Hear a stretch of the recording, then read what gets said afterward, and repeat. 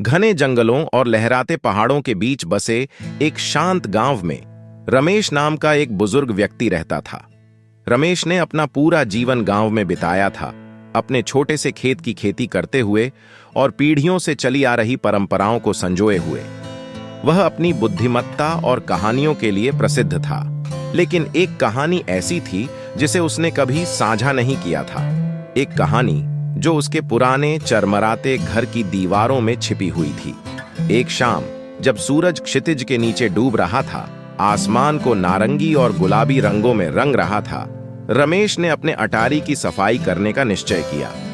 यह एक ऐसा काम था जिसे वह लंबे समय से टालते आ रहे थे, लेकिन जैसे जैसे उनकी उम्र बढ़ती गई, अपने जीवन को व्यवस्थित और साफ सुथरा करने की इच्छा भी बढ़ती गई।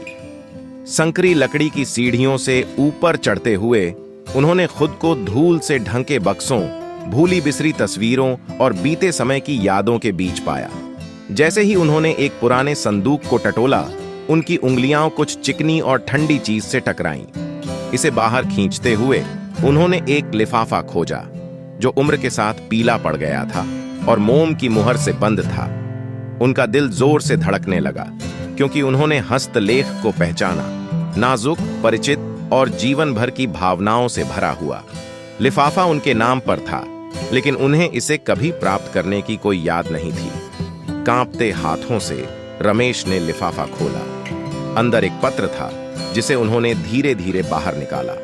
पत्र में लिखा था, प्रिय रमेश, यह पत्र लिखते समय मेरे मन में अनगिनत भावनाएं उमड़ रही हैं। मैं नहीं जानती कि इसे कैसे व्यक्त करूं, लेकिन शायद यह शब्द वह पुल बन सकते हैं जो हमारे बीच की दूरी को पाट सकते हैं। जब तुम यह पत्र पढ़ रहे हो, शायद मैं इस दुनिया में नहीं रहूंगी, लेकिन मेरा प्यार और मेरी यादें हमेशा तुम्हारे साथ रहेंगी। तुम्हारी सविता। सविता।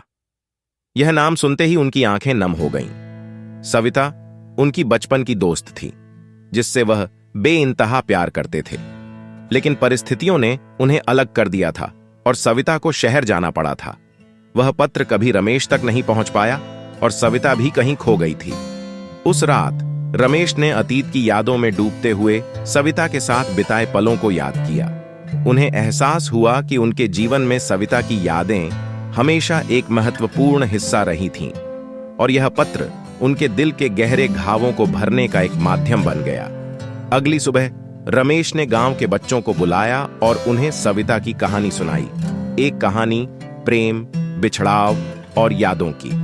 उन्होंने बच्चों को यह सिखाया कि चाहे जो भी हो, सच्चा प्यार कभी नहीं मरता, वह हमेशा हमारे दिलों में जीवित रहता है।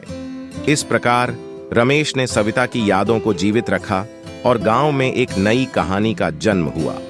भूला हुआ पत्र, जो सभी को सिखाता था कि प्यार और यादें कभी नहीं मरती, वे हमेशा हमारे साथ रहती हैं।